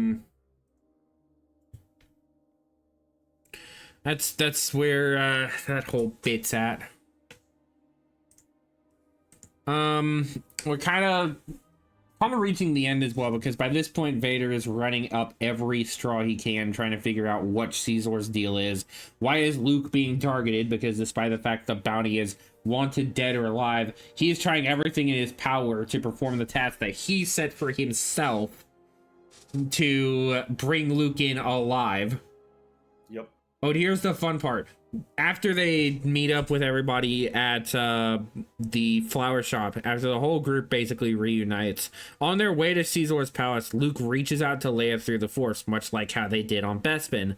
But this time it's much stronger. And not only is it much stronger, it's strong enough that even Vader feels it. Vader catches it while he's hanging out on Coruscant too. The best part is Vader sitting there like, yeah, I feel the presence of Luke, but it's like he's in two places. Then there's also this other one there. Yeah, that's weird. Like, it's connecting to something else that's strong. What the fuck is this? I can... I wonder what that could be! Because by this point, we haven't established what Leia's deal really is, so that bit kind of gets thrown under the water. Yeah. That's kind of why it's just ambiguous. Like, what is he reaching out to? Who is this person? The Emperor's not here, which is another factor. The entire time this is going on, Palpatine's off-world overseeing the second Death Star project. He's overseeing progress on the Death Star. Yep. He's like, Vader, I would be gone for like 3 weeks. Make sure Coruscant's still here when I come back. Well, I'll make sure most of it's still here. 99.9% of it will still be here. There may, in fact, be a skyhook missing. What the fuck does that mean, Vader? Don't worry about it. Everything's under control. Everything's fine. How are you? No, you said something.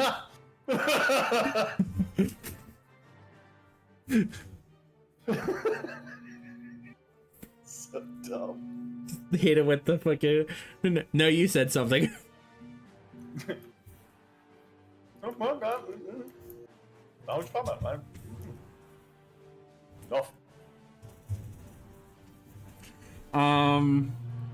Because that's kind of why Vader takes the initiative a lot more here and goes out of his way to call out Xizor. Like, he calls Xizor out. Literally calls him, by the way, to call him out. Yeah. Like, I know you're up to some bullshit. Stop it. I fucking found out what your deal is. I know about your family. So stop it. I know what your steez is, and I know what you're about. Stop it or I'll make you. Stop it or you won't like what happens to you. And Xizor's like, you don't know shit, bitch, and hung up. You ain't know nothing, click. Sorry, wrong number, click. New phone, who dis? New comlink, who dis? And then this is where we get the whole bit. Following this, we get a whole segment. There's like on and off segments of Xizor's continued daily life. We're getting a whole interaction prior to this of him talking to like Imperial officers and other delegates from criminal factions and other powerful parties. Yep. Like, he's going through an entire meet and greet with individuals who are coming to bring him information, bring him gifts, or offer him deals.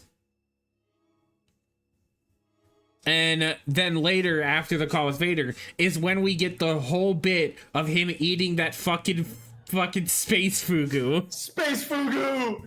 Dude, the second I heard, like, yes, this has to be prepared a certain way or it could kill someone. 95 different steps. And if any one of them is omitted or removed, if any one of them is omitted or blundered, any one of them is failed or omitted, you will risk harming the person with as small as a harsh tummy ache to dropping them into a hallucinogenic coma, and then they just die. Yep. Paralyzed, unable to move, and die. Over the course of 2 weeks. That's just how it be sometimes in this bitch of world. And each one of these fruits costs 1,000 credits. Just for the fruit. Every person who has to learn the techniques to make this fruit have to be certified after 2 years of training. We know more about this fugu fruit than we do Dash Rendar. Just saying. It's fucked! Because now Dash is back in the picture. And he's off with everybody crawling through the undercity of Coruscant, crawling through sewers, fighting Diadoga with everybody else. And then they get to the palace and Dash Rendar is missing for part of this. Yep. He's missing for part of this interaction. Because Luke manages to go off and save Leia, they manage to meet up, and as they are getting out, the place is set for like 3 minutes, it's all gonna go up in smoke. Oh, yeah, no, so, what happens is, they get Leia, and they make it to like this junction, and then Guri and Xizor and a bunch of his dudes are all there. And so, it was I think it was Dash that handed him the thermal detonator. Mm-hmm. He handed him like I think they called it like the pulse bombs, an A1 thermal detonator. Yeah, and they're like, oh yeah, you know, this would take out 3 stories of the palace. For those that don't understand, thermal detonators are actually so strong that after a certain point they had become banned. Yeah. And he has it set to a dead man switch and walks up to Xizor and be like, hey, you're going to let us go or we're all going to die here. And Shizor's like, you won't do it. And he's like, you sure about that? Bet. Fuck. Bet. The rebels do that though sometimes. The rebels are fucking insane like that. Yeah, I don't think you would. To which Lando in the back reaches into a bag, pulls out another thermal detonator, triggers it, and then throws it down a garbage chute. He goes, "You got 5 minutes, so this whole place goes." And she's just like, "Fuck, run, everybody out!" Except Guri, by the way, who decides to challenge Luke because of something that Xizor tried to reach out to her, like when he's trying to convince her the reasoning behind why he's so obsessed with Leia. He makes this comment about, like, don't you seek greater challenges? Is that not what your entire programming is? It's the same concept. First off, fuck you, no it's not. Yeah. Second, Fucking weirdo. that was a bold decision on her part because it literally went against every part of her programming to pursue Luke like this. Yeah. Because like, she holds him up when there's 3 minutes. There's 3 minutes before this whole place goes up in smoke. And Guri wants to fight Luke. Loses dramatically. Loses dramatically. Guri out here able to, like, take, like, a full, Dramatic like, finish! And, like, whip it down a hallway like it's a small rock. Because she's so overpowered for a droid. And then just gets her ass beat by a dude with a glow stick. Dramatic finish! At which point she's like, "Okay, cool, you won. Go ahead and kill me now." And Luke's like, "Nah, I don't kill people like that. There's been enough death today." And to which she's like, "That's dumb. You should kill me." "Nah, we're good," and he leaves. Because he knows that at any rate, she's gonna just blow up with the rest of the place anyway. Well, at first he's like, "Hey, you should come with us. We can, like, wipe your programming and like make you a regular person." We can help. Like, "No, because if you wipe my programming, that means I die." You're like, "Yeah, but you're gonna fucking die anyway. You dumb fucking droid." He's like, "Yeah, it would kill me and technically kill my master because of all the secrets I hold." You're like, "Everyone in this building's dead in 3 minutes anyway. What do you mean? What do you mean?" And Luke's like, "You know what? That's fair. Goodbye, Guri." You're like, what is happening? Yeah, it's kind of a messy battle, and it gets even more so when we get to space. Oh no, you missed the best part. You're glossing over the best part. That is C-3PO and R2-D2 trying to fly the Millennium Falcon. Oh yeah, the entire that whole time bit. they're running through the palace. C-3PO keeps calling Luke like, "Hey Luke, what are you? Shut up, R2. I know there's Billboard." And he's just screaming like the ship's upside down, like it is. And Luke's like, "I don't have time for this right now." Just hangs up. Yeah, that's an on and off thing after everybody gets found out, because they make the note that there's like armed soldiers out there outside the Falcon, and they take off, they flee, and then on and off throughout the whole encounter of the raid itself on the palace, R2 and C-3PO is calling Luke the entire time, making another note of like, "Everything's bad here." And it's so funny. No, so Luke's like, "Hey, you guys can fly the ship. C-3PO, you've got the arms and legs. You can fly. And then for navigation, you have, R2 here." Which, by the way, R2 I think is navigating, and C-3PO's trying to fly. It's so fucking funny. I made the note here that R2 100% does not need 3PO to fly the Falcon. Absolutely not. It's funnier this way, though. It's funnier this way, but R2 100% does not need 3PO to fly the Falcon. We have seen R2 literally fly a Venator with Anakin into a Lucre Hulk. Yeah. Does not need C-3PO. Two-man crew of a massive Star Destroyer. Does not need 3PO. But that is after this book has come out. So it's with my own added context, so fuck you. Yes. It's with the established lore at hand.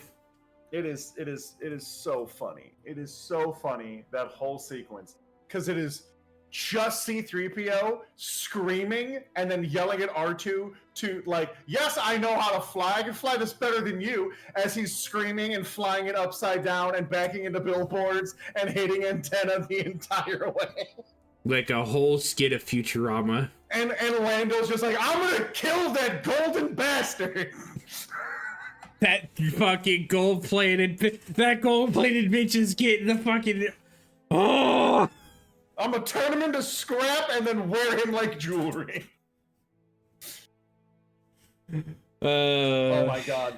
So they mess up anything more than hand, dude. I'm gonna get there. So as the Falcon's coming in to pick them up as they're on the roof, they're sitting there. The Falcon's like shooting straight up into the air, like 50 feet, and then it's tilting and listing, and they're like, "Just turn the engines off. Use the repulsor lifts." And C-3PO's like, "Yeah, just do that, R2." So the Falcon's like bobbing and moving. They're running out of time because the palace is about to blow up. They look over and see a pair of hand gliders, and they're like, I could stick Leia on one of the hand gliders and just push her off the roof, and she'll be fine. And then the rest of the four of us, Wookiee included, can get on that last hand glider, and it will not support our weight. And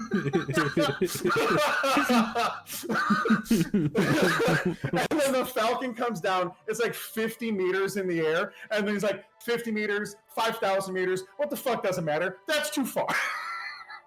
Yeah, drop the ship. Yeah, and it's only at this point that we finally get to where them and the Outrider are flying off into the space battle up above. Oh. Or more specifically chasing, we're not at the space battle officially yet. Only the video game officially starts the space battle by this point. Yes. Because by this point, we're chasing Xizor on a space elevator up to a skyhook station over Coruscant. Yeah. Now, as they're flying and getting off the planet, Luke looks back and notices one of the hang gliders is missing now. Yep. Guri lives. Guri lives. Guri lives. You cannot change my mind. Guri lives.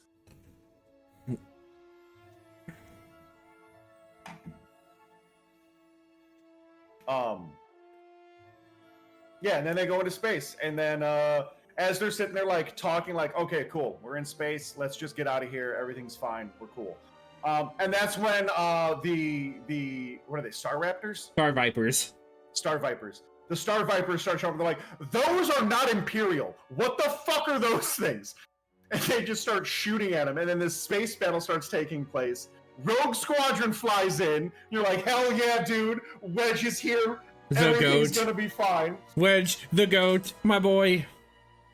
Vader's over there like, all right, I'm gonna go and find out what the fuck is happening with Xizor. We're going to fly over in this Star Destroyer to his space hook. And we're going off to the Skyhook. And Vader the entire time, Vader loads up in his Star Destroyer. They get there, and then they arrive. He arrives and immediately threatens Xizor with either surrender or death. Yep. Because he's violated the contracts of being a criminal. Yep. He's like, you're doing criminal activities right now. And she was like, no, this is a rebel. I'm trying to bring him in. He goes, I don't know about that.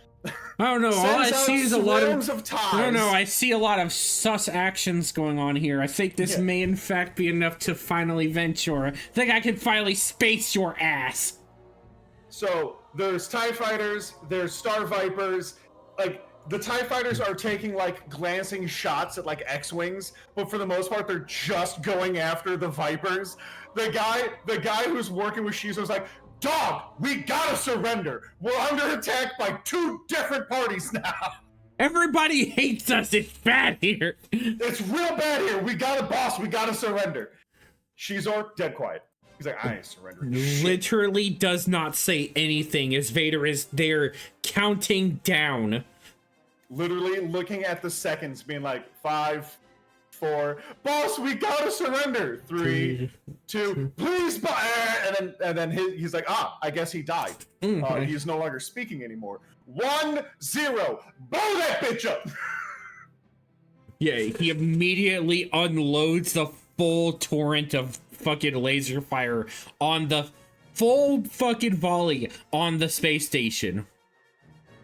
Yep. Full volley fire on the space station. It's insane.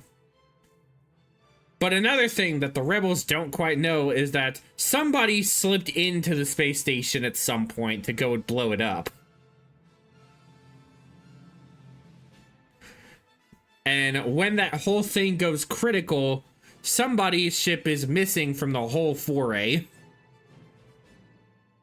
Because Dash Rendar is no longer believed to be with them. Oh, that is the video game. The book is like, cool, all right, hey, because that space station's blown up now, that's a perfect opportunity for all of us to get the fuck out of here. And so they're all flying through the debris field of the station, and a building-sized piece of the station is on a collision course with the Outrider. And everyone's like, oh, fuck, Dash, look out! Oh, no, he's got his AirPods in! And then it passes where the Outrider is, there's a bright flash, like, oh, fuck, he's dead. What a shitty way to go. He just dies like that. Yep, jobbered, absolutely destroyed. It's a shame. And then in the video game, he actually does not die. It cuts to Dash and Lebo in hyperspace and be like, yo, it's better if everyone thinks we're dead. That's another thing I want to note. Lebo speaks way more in the fucking video game. He doesn't say a damn thing despite him being introduced. Dash basically tells everybody that, like, yeah, he doesn't talk a whole much. You shouldn't worry about that. What he says is as they're like in space, Dash calls the Outrider to be like, hey, come pick me up. And to which point Lebo goes, my master's not in at the moment. May I ask who is speaking? And he goes, fucking. And then he turns to everyone else and goes, this is what you get for buying a droid who was programmed by a comedian. That, I think, is the only line Lebo says in the whole book. It's just him being like, hey, I don't know who you are. My master's not here right now, so can I take a message? You motherfucker! You fucking slick piece of shit! You come over here and pick me up! The Uber driver canceled on me. I need you to get over here. It's so Space Uber dumb. doesn't get reception out here. Oh, they don't have so anybody available on this system. It's so funny that is literally the only line I think Lebo says in the whole book. It's the just him being a only smart line. ass. Meanwhile, he's talking your fucking ear off the entire video game. Yeah, dude, jump to the next train. Jump to the next train. Yeet.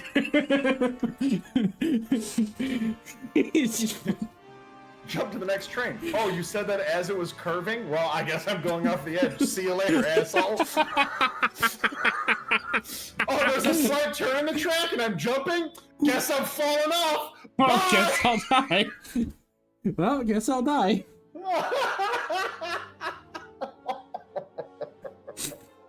You're supposed to follow the damn train, CJ. Oh, man.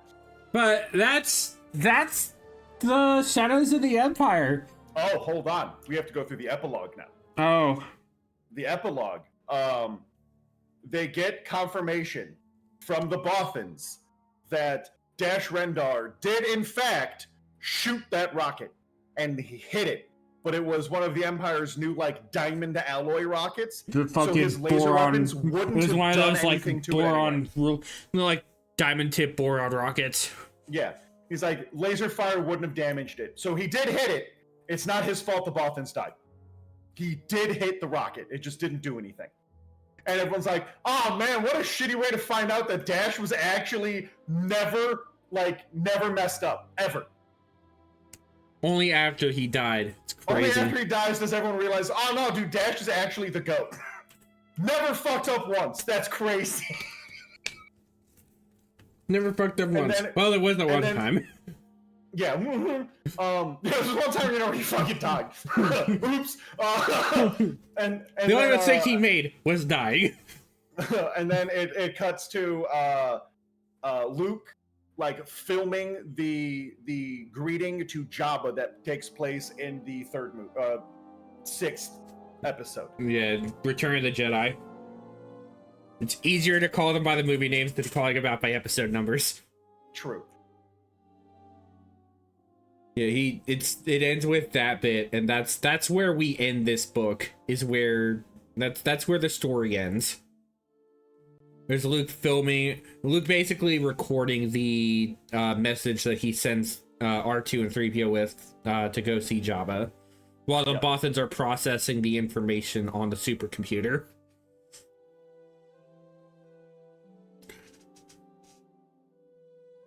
Because that was the one sacrifice that Dash basically made for that, was like him helping acquire that supercomputer was all they needed.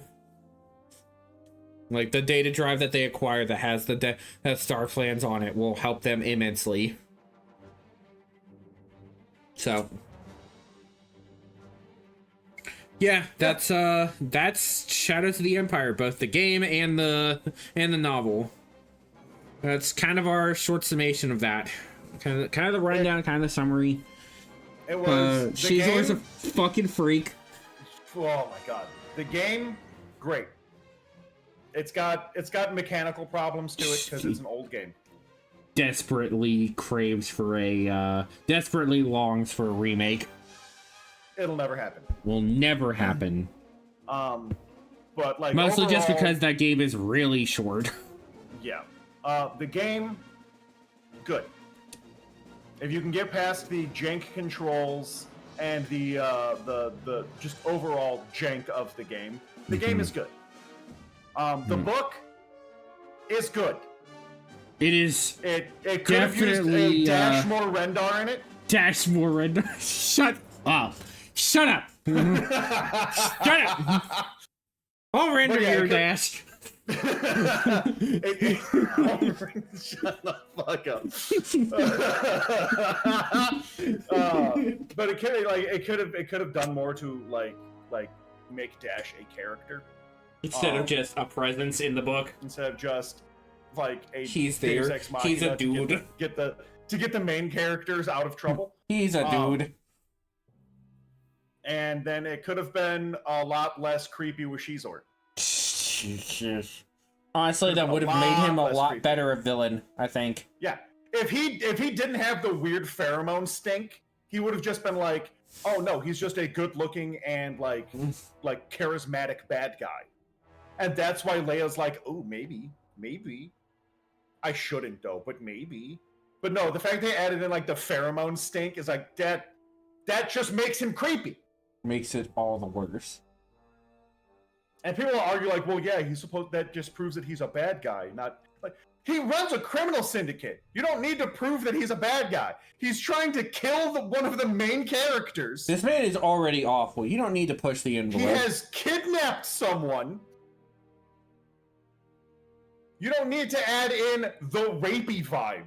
Like, that's fucking stupid. It sucks. It's really bad. Not a great image.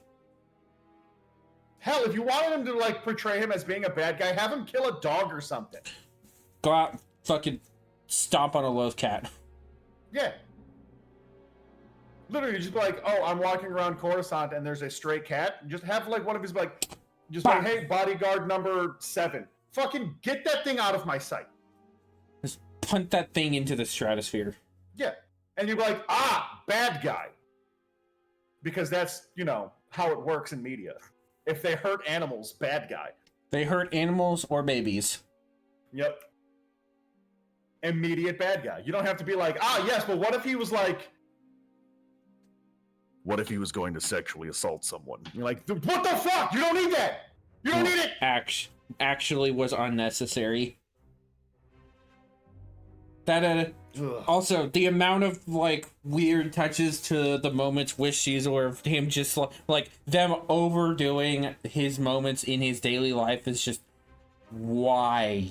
Yeah, you didn't need to do any of that either. That was unnecessary fluff. Here's the thing. We know that like it's almost like they wanted to have Thrawn again. We have Thrawn at home. Yeah. Except that Thrawn was more show, don't tell. And Xizor is a lot more tell, don't show. Yeah. Yeah. Because you can, like, infer a lot of stuff about Thrawn. And be like, oh, okay, so he's actually, like crazy I mean, smart. it also helps that, like, we see the level of this man's we see the level of Thrawn's capabilities within the first chapter. Yeah. The whole You're first like, oh. chapter is us getting to see what this new threat is capable of. To the point of, like, single Star Destroyer, only using a couple TIE fighters. Solos an entire patrol wing, an entire patrol force of New Republic soldiers. New Republic ships. Yeah. You're like, okay, that man is a master at what he does. This is He is a master strategist, and he knows exactly how to deploy his troops for maximum effect. He is a individual who, unlike most of the Empire, uses his goddamn brain. Yeah. And then you have Xizor, who's like, I wake up in the morning, I wipe my brow with $1 million bill, and then I go and I fuck my sex bot. You're like, shut up! No one cares! It's really unnerving the level of detail they give him sometimes. A lot of it seems unnecessary. It's too. also like it goes from like talking about Vader and like he's like, I'm doing this thing and it's really cool, and then it goes to Luke like, I'm doing this thing and it's really cool, and then it goes to Xizor who's like, I'm eating dinner, and then it cuts back to someone else like, why did you even put that in there? What the fuck was the point? Because it doesn't give us a whole... That's the other thing. It doesn't really give us enough about Xizor in those moments. It's just like, this is the shit that's happening around Prince Xizor. Yeah. It's like, that doesn't mean anything. None of this matters! And nothing else matters. And nothing else matters. Yeah, that's the thoughts on the book. It book is and the game. And the game. It is. They're both fine. I probably would not read this book a second time. No, I don't think so either. It was a fine first read. Don't think I'm willing to go back a second round. No, and if I did, first half only. Yeah, not even first round for me. Not even first half. No, I think I cut it off about that first quarter. First quarter and then the last chapter. Because everything else pretty much just gets inferred through the video game. And honestly, the video game doesn't do much better in establishing a lot of, like, Dash Rendar as a presence. Yeah. As a fact, I think it does even worse. That's me personally speaking. I think it does even worse in effort of making Dash Rendar feel like a character here. Like, it's not even the same way of, like, a silent protagonist type character either. Because fucking Kyle Katarn, perfect example of how you handle a character like that. Yeah. He is Diet Kyle Katarn, is how I will always refer to Dash Rendar. Because he's overhyped and has all of the makings to be cool, but nobody ever did anything with it. Yeah. Dude, I would love a Kyle Katarn show. I'd love a fucking remake of his fucking franchise. Give me an entire remake of the Jedi Knight series. I mean, you're kind of getting it with No. Dark Forces. Nope. Remake, not remaster. Remake. No, remaster's fine. I mean, the actual first remaster was actually really solid, so I actually can't complain about that. Yeah, no, a Like, remaster is fine. If we can get at least up to Valley of the Sith remastered, I think I'd be fine. Yeah. You don't even have to remake, like,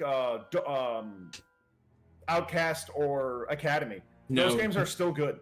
Those are both fine. We can deal with. Sure, we they can look a little bad, but well, like, I mean, overall, like, they still play passable. Great. They're passable for graphical look, but compared to other titles, like, because they both share basically the same graphics, like Jedi Outcast and Jedi Academy basically have the same graphics. I think Jedi Academy has a little better character models, in my opinion.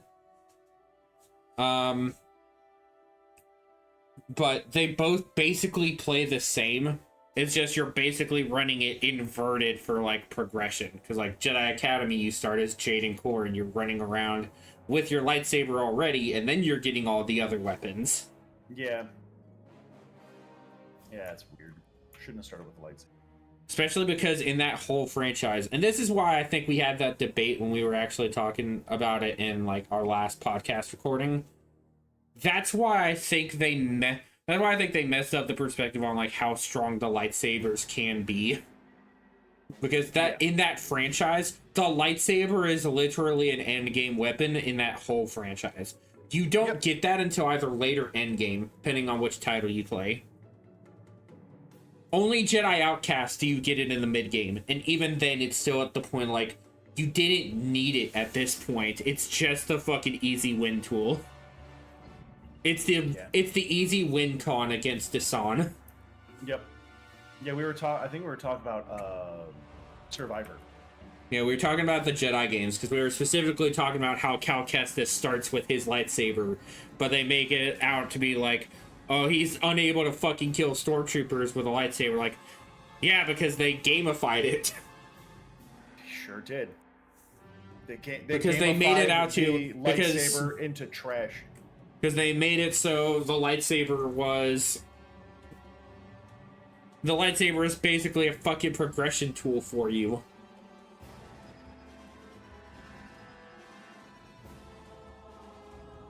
Like, normal stormtroopers, I think, are the only things that die one hit with a lightsaber. Anything else doesn't die one hit. Yeah. With the exception of, like, a few creatures and the basic B ones. No, the standard stormtroopers do all die with one hit. Okay. The standard stormtroopers all die with one hit. The others do not. Unless you do the, like, perfect counter. Unless you do, like, the block counter, it doesn't work. You can't kill them one hit if you don't do the block counter, in most instances. And even then, like, the elite enemies can survive the block counter. And it takes, like, 2 of those. That's dumb. Again, yes, gamifying. I can slide this lightsaber because of episode 1, Phantom Menace. I can slide this lightsaber into a Durasteel bulkhead and start to melt it so it opens. But if it hits Stormtrooper armor, and, you know, it's like a Stormtrooper commander, nope. Chip bounces right off sometimes. Yep. That sucks. I mean, even freaking Force Unleashed did that shit. Like, the stronger enemies in Force Unleashed took him multiple hits with a lightsaber to kill. That's what I'm saying. Like, you should have just gone the Jedi Outcast route. Just the Jedi Knight series route in general. Just build up to the lightsaber. And you cut them in half. Build up to the lightsaber should be a thing in most of those games. And I think that's why I think that's kind of why I liked how Outlaws progression kind of went, because you start with the pistol and then it just kind of goes from there. Yeah. I can see that. Hang on, we gotta kill a droid here. Oh, gotta go. Gotta go. Out of here. Get out of here, Wireback. Be gone, Clanker. Dude, I heard someone was like, Clanker this, Clanker that. How will we come up with new ones? And then someone in their chat said Wireback, and he's like, oh, that's so awful. I love it. Fucking great, actually. Yep. So Wireback is a new We've created a new slur for droids. That's insane. Oh. Wireback. Okay. Yeah, Wireback, Oil Blood. Tin Skin. Dude, I love, like, fictional racist slurs. Not real ones. Let me get this straight. Not real ones. Because those actually hurt people. But calling a droid a Wireback, dope as shit. Calling a clone a meatbag, oh, perfect. It's awful to be... It is awful in reality to be racist in general, but you can always be racist to robots because they don't exist as a race. True. You can be racist to elves too. Knife ears, dwarves, rock eaters. Dude. Fucking awesome. Oh. It's hilarious because it works best as a plot device. Yes. It's good for progression. It's good for progression. I mean, tell me I'm wrong.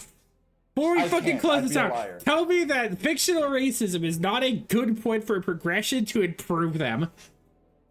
You get better by overcoming it. Yep. I can't prove you wrong because it would make me a liar. It's fucking insane, but it's true. But I think with that, I think we're going to go ahead and end it off here, everybody. We have completed this run, and I think it's time I go ahead and bring up what our next one is. And I think it's time we continued on with another one of our stories that we've not really been in touch with recently. Oh?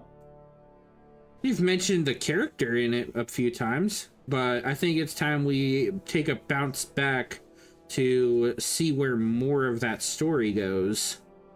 So I think for our next one, we're going to be looking at the second book for the Rogue Squadron series.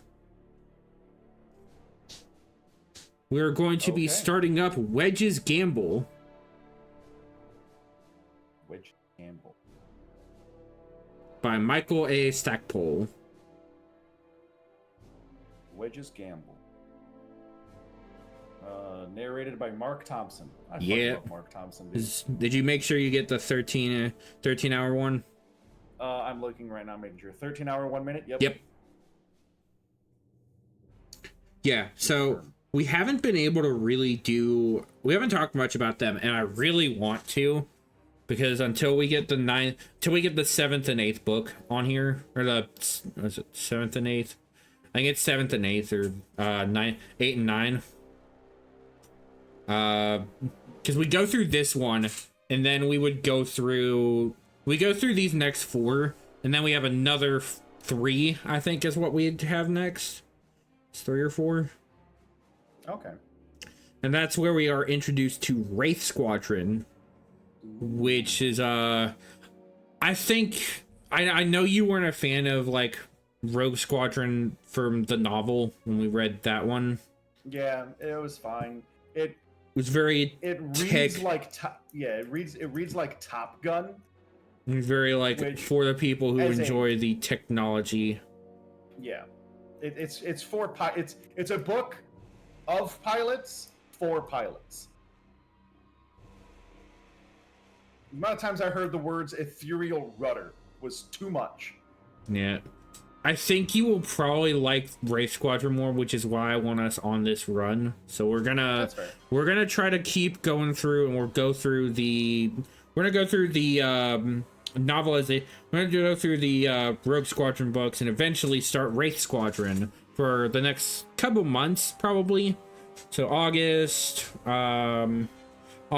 September will be September, October. We would have the next 3 done. We'd have Wedge's Gamble, the Krytos Trap, and Back to War all done. Okay. And then by November, we would be able to start Wraith Squadron, which introduces us to it takes a more like personal take on the Rogue Squadron story, which I think you might actually like more because it is more character focused in that one. It takes a lot more time to get to understand and attach to the characters in that one. So like when their deaths actually occur, when they get hurt, you really feel for it. Like I found myself more often than not actually latching on to most of the characters in Wraith Squadron more than I did Rogue Squadron. Oh, okay. Like this one really kind of draws you in because it's one of those like misfit stories, one of those misfit soldiers turn top elites. Okay. It's a misfit squadron brought together with the idea to bring down Zinj, because that's what the main villain in that arc is we're hunting Zinj at that point. So we'll get to see more of that in the future. So make sure you pick up that book. This will go up onto the YouTubes here later, but I hope you all enjoy, and make sure you have a wonderful Sunday. Enjoy your time with us. We will probably be on. I know I won't be doing much tomorrow. I won't be on at all rest of today either. because I've got stuff going on about 5:30-ish.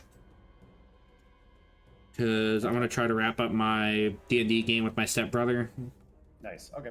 So I'm going to go ahead and cut it off here. So all of you guys, you know what to do by this point. Hit all the buttons, check out all the series, do all the things. And until next time, this has been the Freelancer signing off. Until then, goodbye, everyone. Goodbye.